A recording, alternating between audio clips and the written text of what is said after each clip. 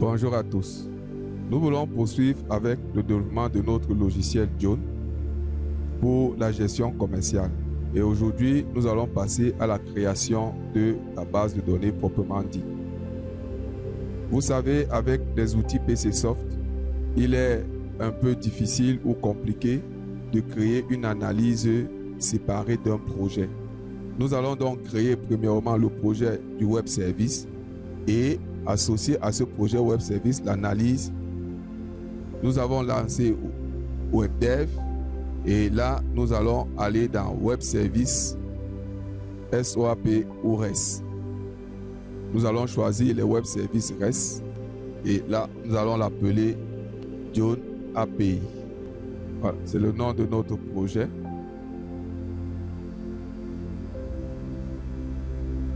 Bien, ici, vous savez déjà tout ce qu'il y a à faire, donc nous n'avons pas à perdre le temps. On va créer une analyse.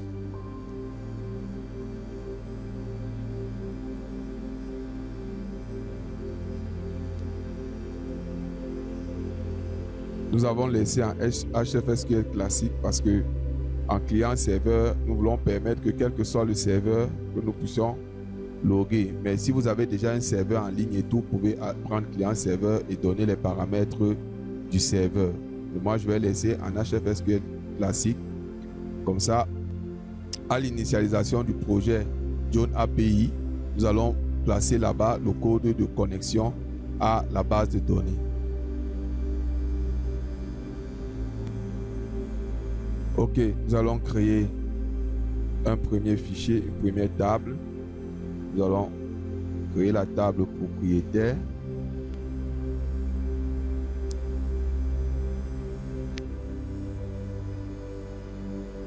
Bien, dans la table propriétaire, nous avons nom, maximum 30, la raison sociale. La raison sociale peut être le nom global de l'entreprise, si c'est une entreprise. Et le nom ici sera le nom de la personne qui va s'occuper de la solution. On peut laisser 50. Le téléphone, on va laisser là sous forme de chaîne à 10.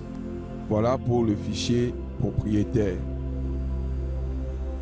Bien entendu, l'application va nous demander de créer le web service REST. Nous allons tout simplement laisser REST et on va taper John API comme ça. Et on valide. Il va nous demander des entrées, mais nous n'allons pas travailler ici. Nous allons revenir là-dessus plus tard. On revient dans la base de données. Et là, on va d'abord faire un premier cadrage pour le premier groupe. Donc, on va insérer un rectangle. Ici, nous allons placer notre premier groupe. On va lui donner une autre couleur. Table. Gras. On va mettre ça. Bien, ceci étant, nous allons créer maintenant la table boutique.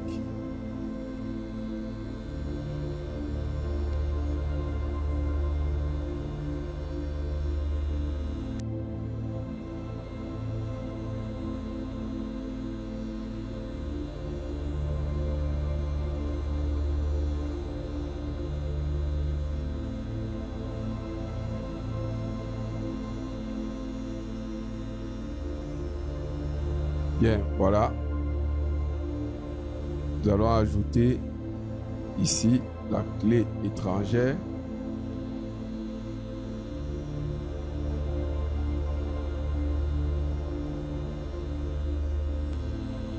Après, nous allons créer le fichier utilisateur.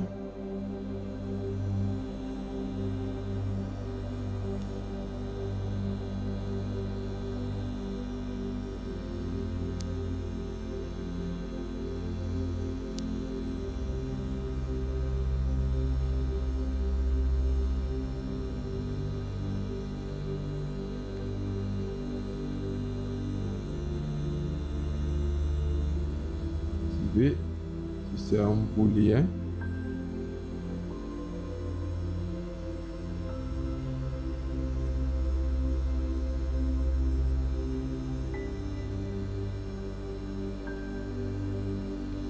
Ok, voici pour les tables structurelles.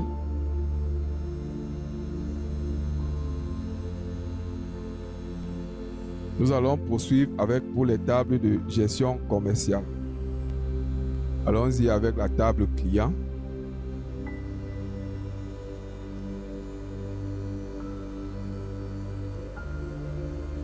Le client appartient à une boutique.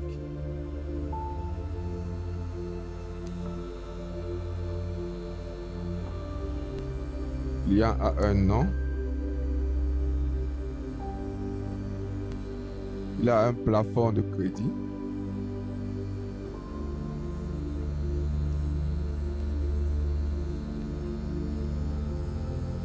Un solde. Une date de création. Changeons la couleur.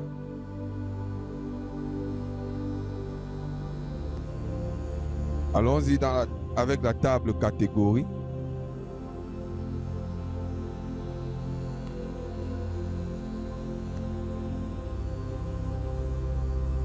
Catégorie appartiennent à une boutique.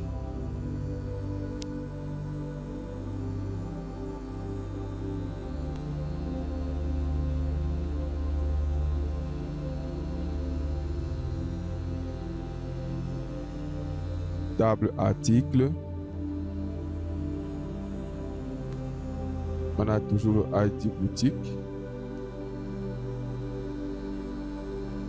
Et chaque article appartient à une catégorie.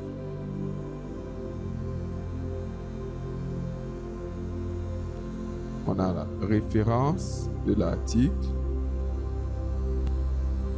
la désignation, son prix d'achat, son prix de vente, le stock actuel, le seuil d'alarme, le code barre. Ok, voilà pour la table article. Nous allons poursuivre avec la table vente.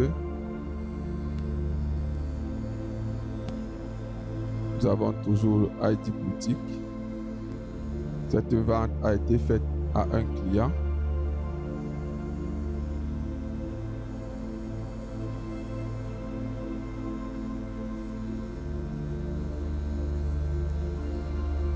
Et elle a été saisie par un utilisateur.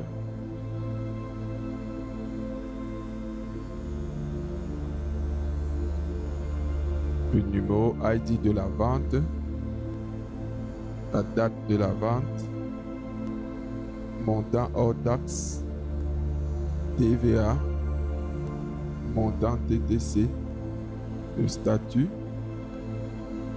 Ok, voilà pour la vente.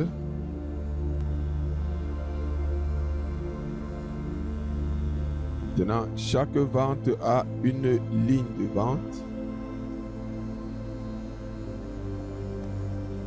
Cette ligne de vente appartient à une vente pour un article. Il y a une quantité, un prix unitaire, une remise,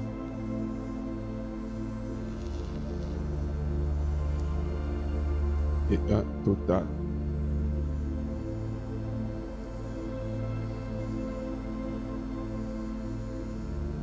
Voilà pour la ligne de vente. Continuons avec la table paiement.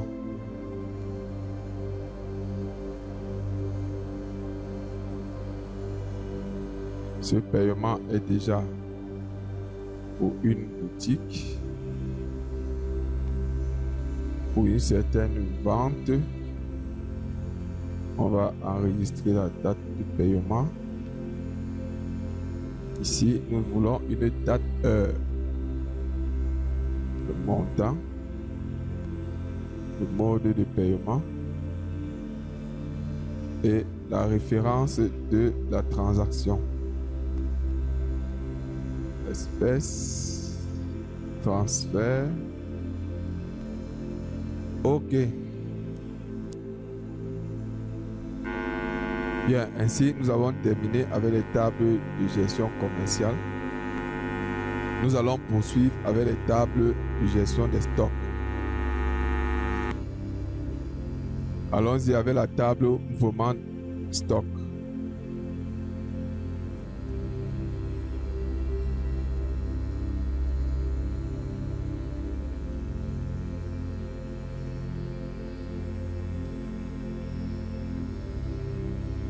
Un mouvement stock va entrer dans le ID boutique et ça concerne un article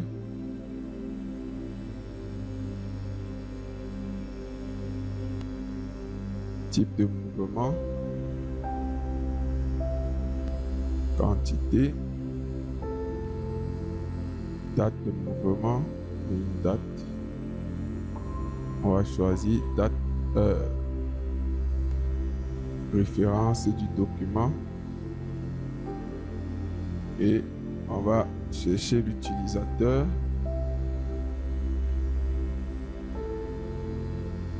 Qui a occasionné ce mouvement-là. Bien, voilà pour la table mouvement stock. On va poursuivre avec la table inventaire.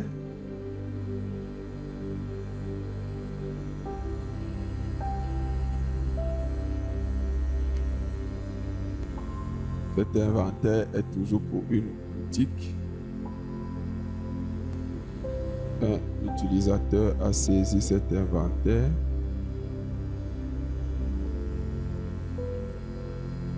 On a une date inventaire.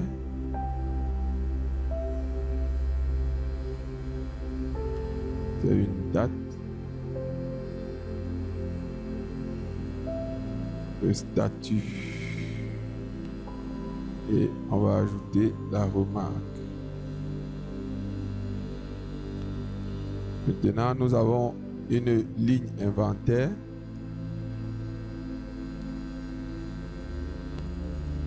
Ces lignes inventaire appartiennent à un ID inventaire.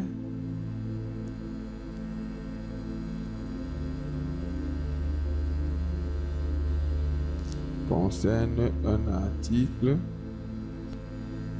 Il y a un stock théorique. Il y a un stock physique.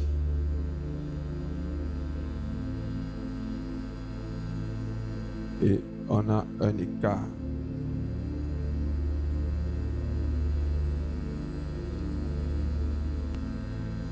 Bien, voilà pour les tables stock. Nous avons mouvement ici, ligne inventaire et inventaire.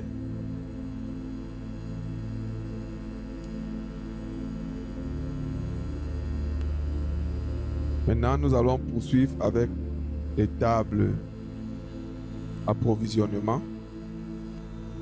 Avec les tables approvisionnement, nous avons le fichier fournisseur.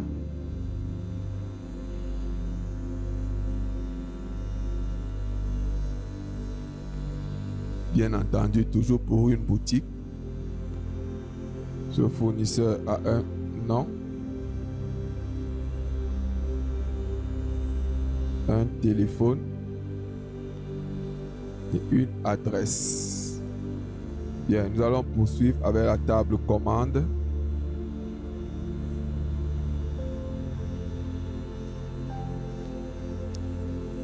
Ici, il s'agit des commandes fournisseurs. Date commande.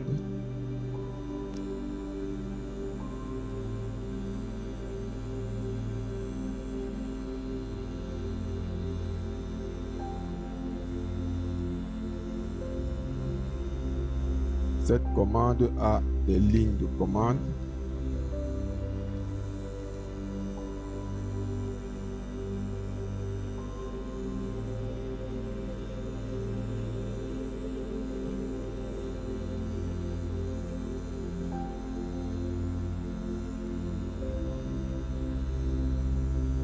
Ces lignes de commande concernent des articles.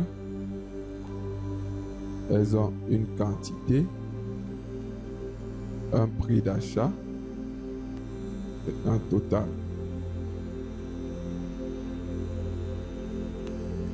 Bien, voilà avec les fichiers d'approvisionnement.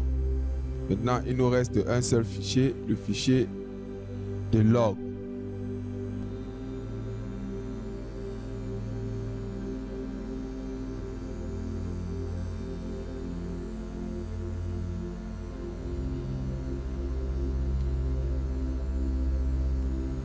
Ici, nous allons loguer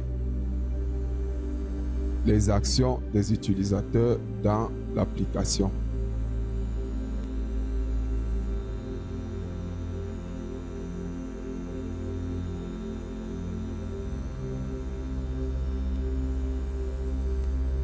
Bien, nous avons terminé avec la création des fichiers ou des tables de notre base de données. Maintenant, nous allons juste placer les liens. Avec les clés étrangères que nous avons déjà placées dans les diverses tables, nous pouvons faire les liens de manière soit automatique, soit les créer nous-mêmes. Pour créer les liens automatiquement, vous cliquez seulement sur « Créer automatiquement » ici et les liens vont se créer automatiquement dans votre base de données, tel que vous voyez.